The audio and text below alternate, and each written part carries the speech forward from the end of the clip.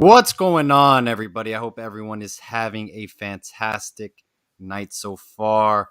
We have a very special guest, former president of the NFLPA, Miami Hurricane, one of the great offensive linemen to ever play at the University of Miami, Eric Winston. Eric, thank you so much for coming on tonight. It is an honor. Thanks for having me. Absolutely. And Eric, I don't know if you saw the press conference today, but me and Ross are ready. I think all of Kane's Nation is ready to run through a brick wall. That fired me up. Something is different in the air, and that's because Mario Cristobal is back. Yeah, listen, it's an exciting time. I think I'll be the first one to say that I'm not big on the coaching carousel, right? I think a lot of folks are. I don't understand why you can't win right this second. I don't think I don't think they understand what goes into it. But I also believe in constantly upgrading your program, right? And I think, is tough as probably the process was for a lot of folks here, and I even say even a guy like Manny Diaz, who obviously was let go, and seemed like, well, if they weren't going to take Mario, they were going to they might have kept him. I do think that everything landed in a really good place, and I quite frankly just think they upgraded, right? And I think they upgraded in a big way, and I think you owe it to the university, you owe it to the players to put the best resources and to put your best foot forward, right? And that's that's a big part of what the players are too, right? It is when you see the other side putting their best forward. As a player, you know that's your responsibility now to do the same thing, right? And that there's nothing. I think the one thing, and I had a chance to watch Mario's press conference. There's a few snippets here and there, and the one thing he said that I certainly believe in is accountability, right? Everybody's accountable to the team, right? Coaches, players, trainers, equipment managers, everybody is accountable to the team. Everybody's accountable to the success of the team, right? And I think that's one thing that it doesn't take talent, doesn't take height, doesn't take weight, doesn't take speed to be accountable, right? You know what your role is, you do your job, you show up on time, you give max effort. That is, while it sounds easy, sometimes it can be difficult, but holding everybody accountable at all times, you'd be surprised just that simple task, how I've seen it on teams at every level. At the pro level, at the pro level, that's difficult for coaches.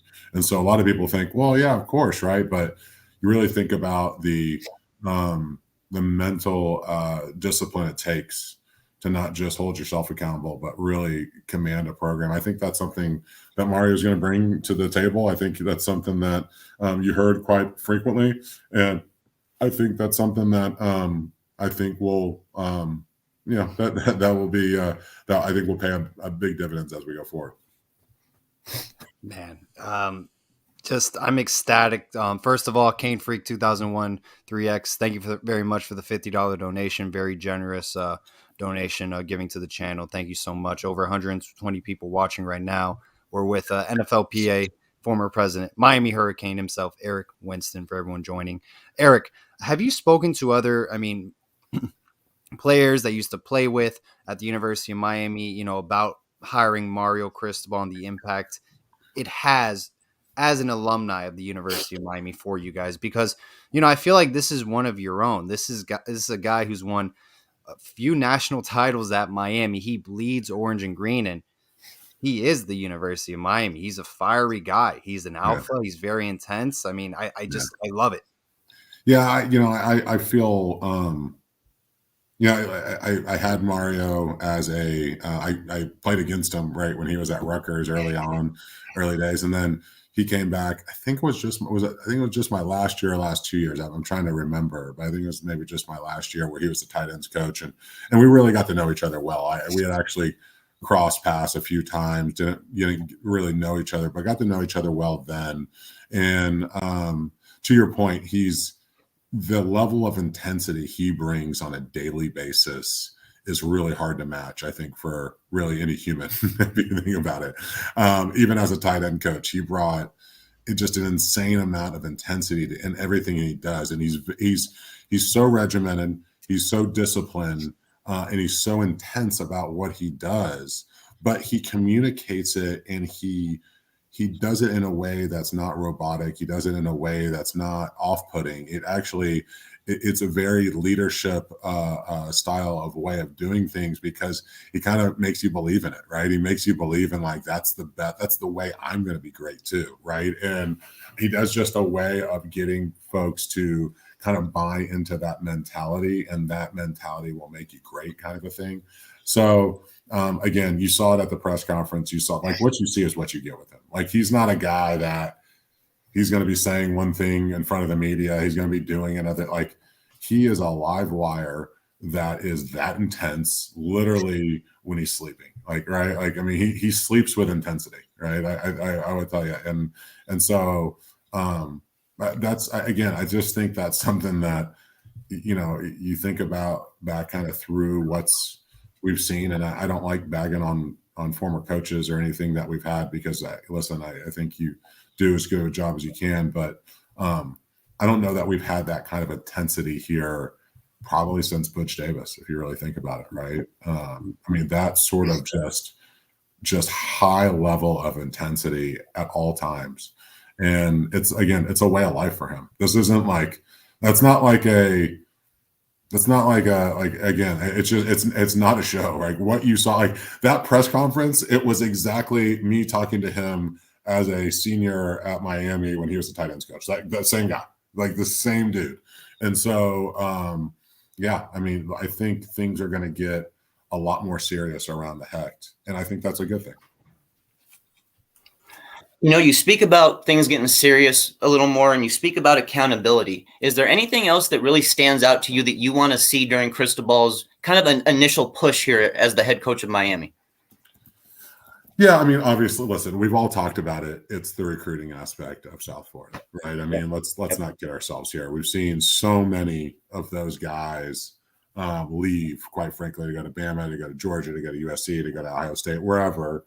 And you're probably never going to keep every single guy in there. But I tell you what, man, you look back at the 02 roster, right? You look at those skill position guys, other than Ken Dorsey, tell me a guy that was from north of Orlando, right? Like, I can't think of any of them, right? No. Like, I guess me and Kellen Winslow, maybe. Like, I think like those were and I wasn't necessarily a starter. I started one game that year. I played a decent amount. Kellen Winslow started at tight end, I guess, that year. I mean, he was the only, you think about even in the two deep, there weren't on the, especially on the skill guys. Were you with Merriweather? What's that? Merriweather? Merriweather's a pocket. Yeah. Okay. So Orlando, right? Like, right, I mean, isn't that Orlando? Is that North Orlando? It's kind of Orlando, right? But I mean, Merriweather kind of that we were freshmen. He redshirted that year. Yeah. So I mean, again, but you really think about those skill position players. You think about the vast majority of defenders. Those are south of Orlando. I mean, hell, south of probably Northwest Palm, right? Like, I mean, you can really start drawing a pretty small circle. And, I think, again, it's easy to say it, but we got to get back to doing it. But I think the way, you listen to him again, I'm just going to draw back to I heard it a couple hours ago, so it's fresh on my mind. They asked him, well, how do you get recruits to stay here? How do you get recruits to stay? And he walked through that. And you hear it and you're like, well, yeah, of course. I can tell you right now, there's very few coaches in America that can take a kid and walk him through not only why he should go there, but the things that the university will do for him academically, athletically, spiritually, physically, all those things of like, this is why this is the best place for you. There's very few. And that's why I think you really look at it, his recruiting has translated, right? Like it's easy sometimes to go to Alabama and say like, oh, look at all the good guys I brought in. Oh, yeah, like, when you're on the top of the rooster, like you're on top of the roost, like it's easy to bring some of those guys in. But you look at the job he did at FIU, people forget about that. Like that program was nothing, like was literally nothing. And I think they went 9-3 and went to a bowl, right? I mean, you look at what, when he got to Oregon, they were 4-8, right? And again, Oregon has facilities, but they don't have guys in their backyard, right? And so I think everywhere that he's gone, he's been able to show that recruiting ability. But it's not just recruiting; it's developing, right? You can bring in a 5-star guy, and when I was there, quite frankly, we brought in a lot of 5-star guys, and I don't know, shame on them, shame on the coaching staff, shame on everybody, right? Like, I don't know how many of those guys were developed, right? And I think that's the second part of it is you get the talent on campus. Now you have 4 years to really pull everything out of them, right? And I think that's the second part. And again, his vision is so clear, and how he's going to the process is so clear. I'm telling you, that is 85% of the battle, right? Is having those clear processes with the belief systems of accountability, intensity, competition in place. That gets you so far down the road. And then now it's a matter of having some of those transcendental kind of talents, right? Where you get a Ken Dorsey, you get an Ed Reed, you get a Sean Taylor to come on campus, and it just takes that program from good to great. Do you think that Coach Cristobal, and this is something that I've kind of had an issue with since watching the Diaz era, do you think that he could provide us with a physical and mental edge that we haven't seen the last couple of years? Yeah, I mean, I think that's where some of the intensity comes from. I also will tell you too, and again, I will be the first one to tell you, I'm not close enough to the program to know about the strength and conditioning, what they're doing, how they're developing. And so I'm not going to make, judgments about what Diaz was or wasn't doing. I don't know. And I'll be the first one to tell you that I don't know. But I know this. Oregon's was a mess when he got there. Like they had great talent, but if you really looked at the games, like remember Chip Kelly games, they lost some of those big games because they got pushed around, right? They didn't actually have great strength and conditioning. He brought that sort of SEC type of strength and conditioning where, you look at some of those dudes and they look different, right? Someone said, "Oh, look at this Georgia team, look at the Bama team. Like, who does it remind you of?" And I go, "It reminds me of when I played at Miami." Right? They look like different guys, right? And I think you really started looking at Oregon this past year, and they were all banged up. If anybody follows Oregon, they went, I think 10-3 or something like that, and with their second string at half the places, like everybody was hurt, right? And they still won big games. But that development too, that cutting edge strength and conditioning, that's a big part of his life too. The martial arts, the training, the fitness, and so I think that's something, to your point, about just that toughness, that intensity, that mental edge, all of that goes into also training, right? And I think, he talked about that when he came up, and that's a lot of lip service. Everyone's going to talk about that, but I feel pretty good that he's gonna, that will be a big part of what happens here. Speaking of offensive linemen, we do have a new offensive line coach. He was there at the press conference. Believe it or not, Eric, he's around 5'2". He's a really short guy. He's not your ideal looking offensive lineman, right? And he's coaching at an elite Power 5 level. Have you seen Oregon's offensive line at all? Or, have you heard anything of other colleagues about Coach Mirabal and what he brings to the table, Eric? I know he's super well respected. I think I've met him once in passing over the years, but I know he's very, very well respected. I know, there's a lot of folks that think a lot of him and think a lot of his coaching ability. I know him and Mario are especially close. So listen, I'm excited about that. I thought the O-line came a long way, quite frankly, from where we saw it early on with Garen Justice, and so I thought there were some strides made. I think there's still a lot more to go, right? And I think some of that will be some of those young guys that got to play early on playing more, but I also think too, bringing in some folks, quite frankly, to compete and to to play and going out and being. I think that's the one place, if you really back through the years in Miami football, that's the one place where you see some some people, and I think some of the big teams where they weren't all from that South Florida area, right? You think about the 2001 team, McKinney's from Jersey, Romberg's from Canada, Bibla's from Philly, Joaquin's from Miami. You got, Vernon, back when I was there, Vernon was from Miami, but Chris Myers was from Miami, but you had some others that weren't. Myself, wasn't. So it's a nice mixed bag there, and that's not to say that South Florida can't produce good offensive linemen, but it's always traditionally, I think, been a place at Miami where there have been a lot of guys that aren't from that area, and I'll be really curious to see sort of how they think about that position and how they go about going and getting guys, because it's we've had some guys here and there, but it hasn't been, that's the one thing that people forget about when they think about all those good teams we had for a long time. Like, we were producing a lot of good offensive linemen. Like, there's a lot of good offensive linemen there that people kind of don't remember for whatever reason. It's easy to forget, I guess, the offensive linemen, the kind of the facilitators, when all the skill guys were there.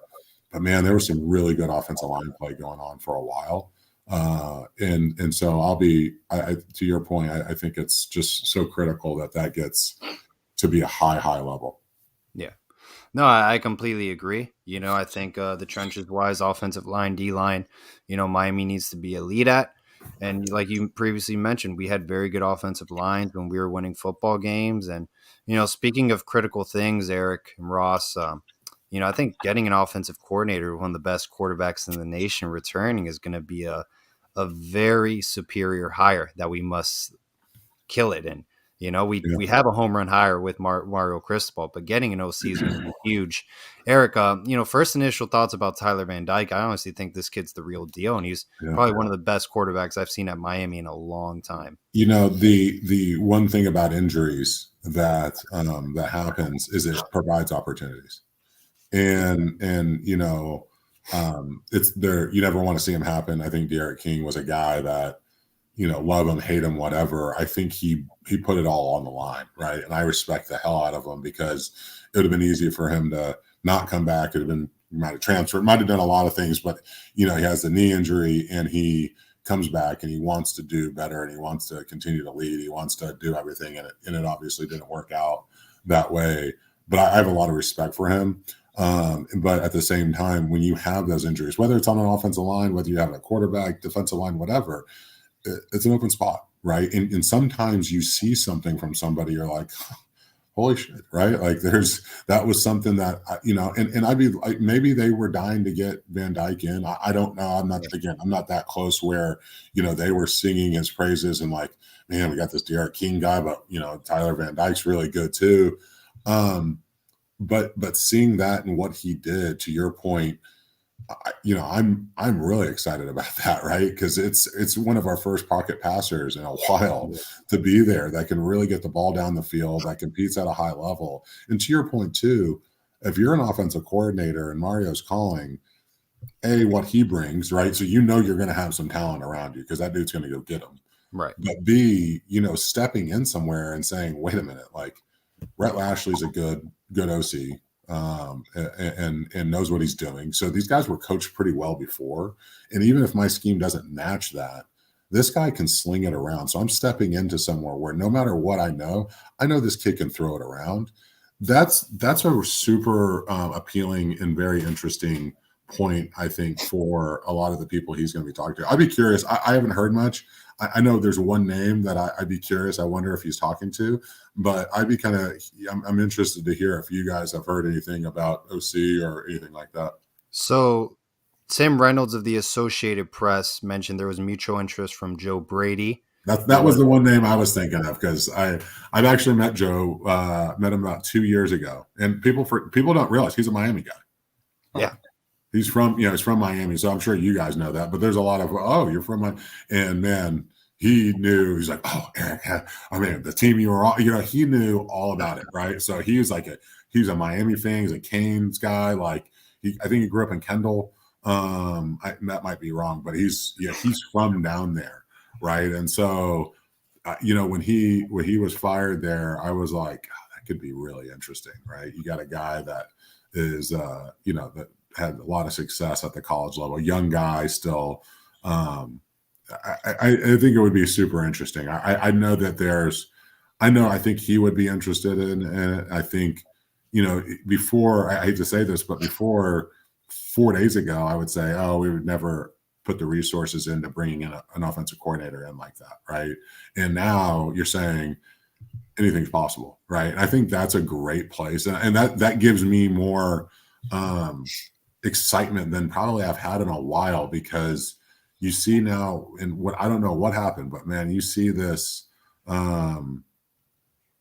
commitment now all of a sudden from the school, from the boosters. And I know Cristobal made a joke about Herb Street saying something on game day, but it struck a chord somewhere, and it did something. And whether he was right or not, man, they're trying to prove him wrong, and they can keep trying to prove him wrong, because like I said, the fact that Radakovich and Cristobal and I know there's no way Cristobal takes his job without a healthy assistant pool to go hire the guys he needs to hire. All of that, I know that's there, and so I'm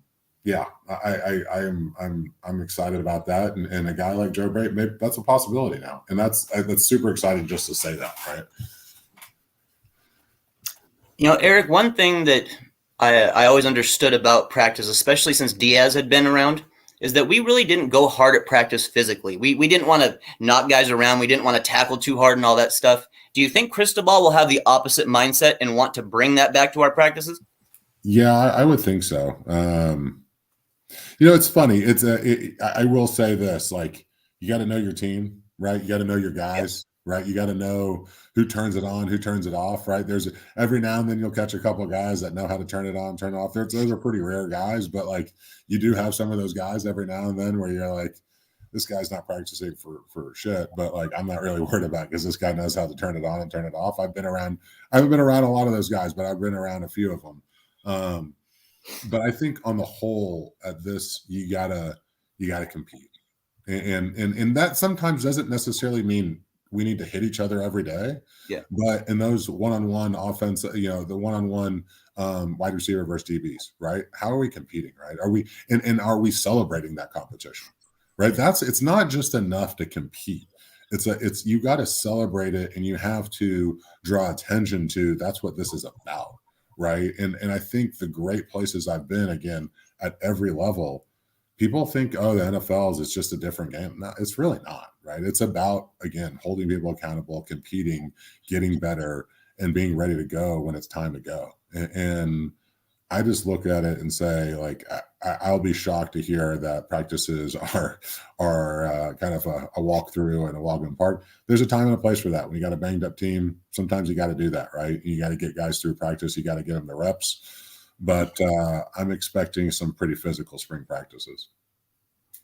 I'm loving to hear that, man. I'll tell you what, it's been something I've been wanting to hear for quite a while. What would you like to see the alumni back involved more with this team, the current team? We've heard of the stories about not being allowed on our sidelines and not being part of what we're doing. Do you think that this is a great chance to really get that going again? Yeah. I'm also a guy that realizes that you got to be smart about it too, right? I'm not expecting to like show up on someone's sideline and like, listen, like there are things that just because they happen in the past and you won doesn't mean they were right. Right. Like, and listen, I think there's a time and a place for everything. And I think it would take, an hour or two of some thoughtful former players and Mario and some other folks sitting down to like really think about, okay, what's the best way to incorporate some guys and to get some guys and to think about, okay, what, think about, what that could or should be look like. But to your point, I think, having those guys at the press conference that you saw, listen, there's a reason they were there, right? Like there's a love for Mario, there's a love for the program. And, I'd love to see more and more guys being around in the right way. I would say that too, because there can be some negative aspects to it. But I think Mario will know exactly how to do that. All right, 26 minutes in, over 400 people watching. Thank you, everyone, so much for tuning in tonight. Eric, I don't know if you heard about this, but there's a committee being set up for a stadium in Miami-Dade County. I'm a little bit iffy about it because I see in Inter Miami, they're trying to build on a golf course. They're having troubles with it. It's been a fight. They're playing in Broward County now, I think. I mean, do you think? I thought it was Coral Gables High School. What are you talking about? I thought that was done. Well, I'm being nice because I live 2 blocks away from Gables High, and I don't think it's going to be there. So I'm being nice about this. The stadium or the school? Oh, the stadium and demolishing a high school across the street from a mall that's 10 feet away, and then there's homes surrounding it. Plus, it's off of South Dixie Highway, which is US 1 going to the Keys. Nothing makes sense. I'm well aware where it is. I thought that was pretty interesting. But do you think Miami, I mean, the Orange Bowl is in back of us. Do you think Hard Rock Stadium is the place to be the next 20, 30 years and we can win national titles there? We can have a winning culture there? Or do you think we need to step forward and find a way to have a different home venue? Man, that's a great question. It really is. Wish I knew the answer. I don't know that I know the answer to that. Like, do I think you can go win somewhere? Yeah, I think. Listen, like, our problem's not because we've been at Hard Rock. I can tell you that. Now, does that help with recruiting? I don't know that it's a net positive, right? So, I don't want to say that like, oh yeah, that's been, whatever. It doesn't matter, because I'm sure for a lot of folks it does. It does matter. But at the same time, the old OB wasn't necessarily right on campus. Now, it was right down the street, but it wasn't close either. It wasn't like Coral Gables High would be. I mean, that's like that is down the street. That's like a walk, right? Like, that's not too far. So the idea that you can't win, I don't want to say you can't win at Hard Rock. I think you can actually win, and probably win pretty big there. Do I think it would be better to have some sort of stadium, a 50,000 seat stadium somewhere, where maybe you play a couple of the big games at Hard Rock, but you play a majority of your games at the stadium? I mean, listen, you can get 50,000, you can get rocking in there, right? You build the right stadium. I've seen been in a couple of 50,000 seat stadiums, and you can get rolling in a place like that. So the idea that that's some sort of a negative and that it could be close to campus, I would tell you that's a net positive. I just think that is a net positive. Is Hard Rock a net negative? I don't know, but I know it's not a positive, right? And so I break it down like that. And so if there is a logical and a possible place to do this and do this right, then I hope they really consider it. I hope they really think. I mean, I know for a lot of years, Tropical Park was always thrown around as like one of the last pieces of land near the campus that possibly could happen. Right there on the edge of campus. What about putting a place there? There's a kind of a parking garage.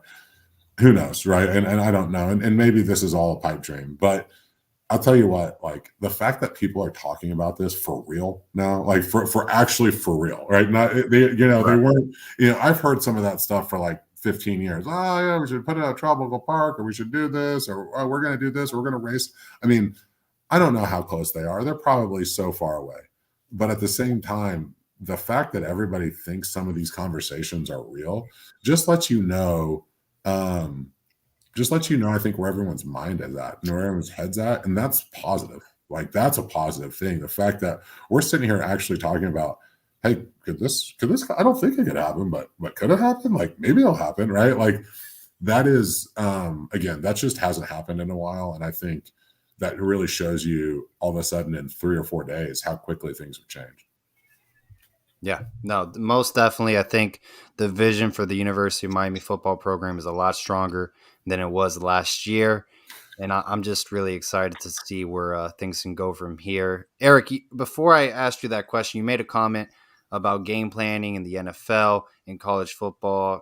It wasn't that different, correct? Yeah, well, some game planning, things like that might be different. My point was the essentials of winning, right? Okay. The culture, the accountability, the practice, those type of things, how you practice, how you thought, how you meet, all that stuff.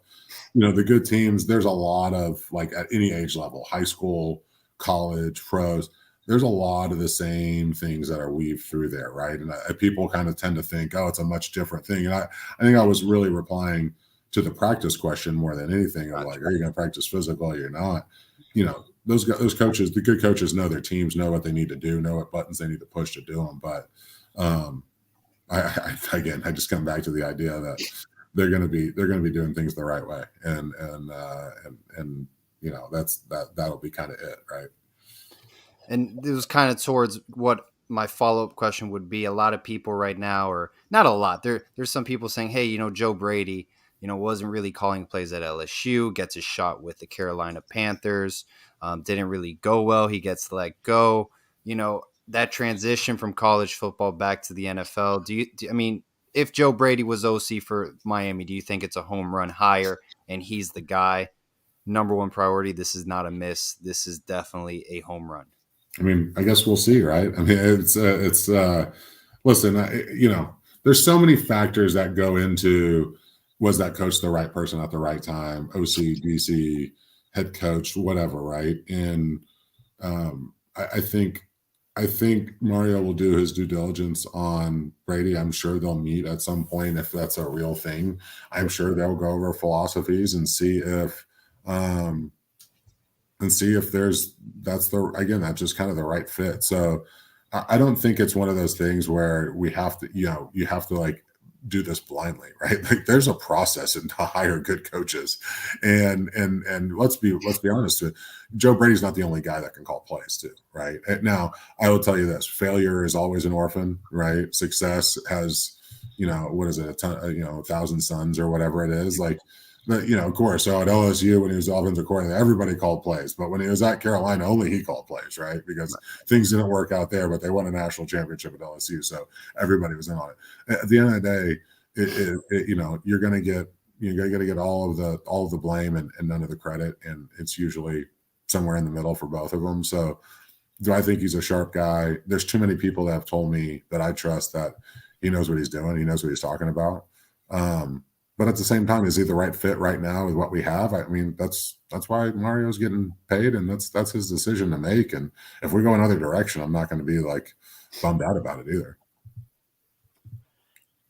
This is something, Eric, it's been talked about by a lot of fans for quite a while, and it's trying to respect the past at Miami while still trying to form something new. Do we need to just kind of get over the past and just form a brand new identity, or can we still bring some of that stuff from the past to help us going forward? Yeah, I don't believe in these choices that are very just polarizing, right? Like you can't bring your own brand to something, that and make it a part of something that's bigger, right? I don't believe that you can't be yourself while immersing yourself in some other culture. So to answer your question, like, I just think it's a false choice, right? I think the turnover chain in itself was pure old school football, right? I mean, that's something that Michael Irvin would have done, right? But it was a new school thing. But that was as Miami as it gets, right? The turnover chain, everybody copied it. That whole thing, that was old school Miami, even though it was sort of a new school thing. And that's I guess I use that example as the point is, I don't believe that there's these false choices to make. I think Miami is a special place, the city, culturally, everything, the people. And when you believe in that, when you nurture it, when you grow that in that whole South Florida area, and you sprinkle in, some idiots from Texas every now and then, you get some really interesting mixes. So I think that there's room for both. And I think that you can talk about your history, you can talk about your culture, you can talk about what's happened before, and use that as a springboard for these new guys that are coming in that weren't around when some of this was when it was the U, right? And have them bring their own version of the U. What do you feel has been truly, truly missing from our offensive line units? If it's something in depth on the surface, either way, what do you feel has been truly been missing at Miami lately? That's a good point. That's an interesting point. I think they kind of found something. I want to say the last half of the year, it felt like. Yeah. I felt like the whole offense kind of found something. Like, and I think it was Van Dyke playing better. I think they, anytime you're with an offensive coordinator, it takes a bit to like him to learn you to learn him. It's not. People don't realize sometimes how complex some of these things can be, and like, you're not just going to pick it up day one and think you're going to have the whole book down. So I think there's some of that. I saw them grow quite a bit. I thought this year when they're playing, I thought they played pretty well. I thought they played pretty well down the stretch.